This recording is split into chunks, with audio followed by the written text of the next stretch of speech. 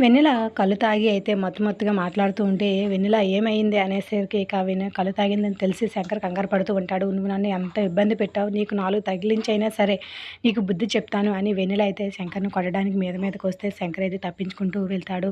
ఇక శంకర్‌ని అలా తప్పించుకుంటూ వెళ్ళినా కూడా వెన్నెల అసలు తగ్గకుండా మళ్ళీ వెనక్కి వచ్చి ఇక శంకర్‌ని అయితే కొట్టాలని ప్రయత్నిస్తూ ఉంటుంది. అలా ఒకరికొకరు తప్పించుకుంటూ ఉండగా ఇక అనుకోకుండా వెన్నెల అయితే శంకర్ కాలర్ పట్టుకుంటూ ఉంటుంది. ఇక తన నుంచి తప్పించుకోవాలని ఇక ప్రయత్నం చేసే ప్రయత్నంలో తప్పించుకోవాలనే ప్రయత్నంలో అయితే శంకర్ తన డ్రెస్ పట్టుకుంటూ ఉంటాడు. అలాగే ఒక్కసారిగా డ్రెస్ పట్టుకుని లాగేసరికి ఇక భుజం దగ్గర ఉన్న డ్రెస్ అయితే చిరిగిపోతూ ఉంటుంది. ఒక్కసారిగా వెన్నెల అయితే కంగారుగా ఇక చిరిగిన దగ్గర చేయి పెట్టుకొని భయంగా శంకర్ వైపు చూస్తూ ఉంటే అనుకోని సంఘటనకు శంకర్ కూడా కంగారు పడి, "సారీ వెన్నెల, నేను అలా చేయాలని అస్సలు అనుకోలేదు.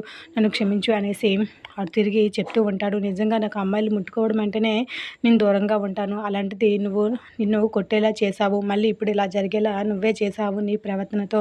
నేను స్మూత్‌గానే తీసుకొని వెళ్దామంటే నువ్వే నన్ను ఇబ్బంది పెడుతున్నావు. I'm sorry. నేను ఈ విషయంలో తప్పే చేశాను. నన్ను క్షమించు" అనేసి ఇక చాలా బాధపడుతూ ఉంటాడు శంకర్ అయితే.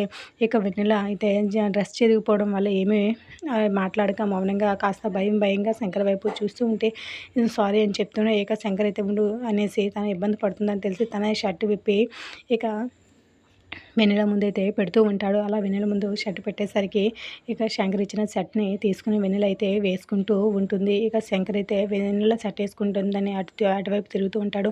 "వేసుకున్నావా వెన్నెల" అనేసి అడుగుతుంటే, "హా" అని అంటూ ఉంటాడు. వేసుకున్న వెన్నెల వైపు చూస్తూ ఉంటే ఇక "పద వెళ్దాము ఇక్కడి నుండి" అనేసి శంకర్ అయితే ఇక వెన్నెలకు చెప్తూ ఉంటాడు. సరే అనేసి వెన్నెల కూడా భయంగానే శంకర్ వెనకాల నడుస్తూ ఉంటుంది. మరి ఇక వాళ్ళ గమ్యం ఎటు చేరనుంది? వచ్చే ఎపిసోడ్ మిస్ కాకండి. ఇద్దరు ఎపిసోడ్ లైక్ ద వీడియో.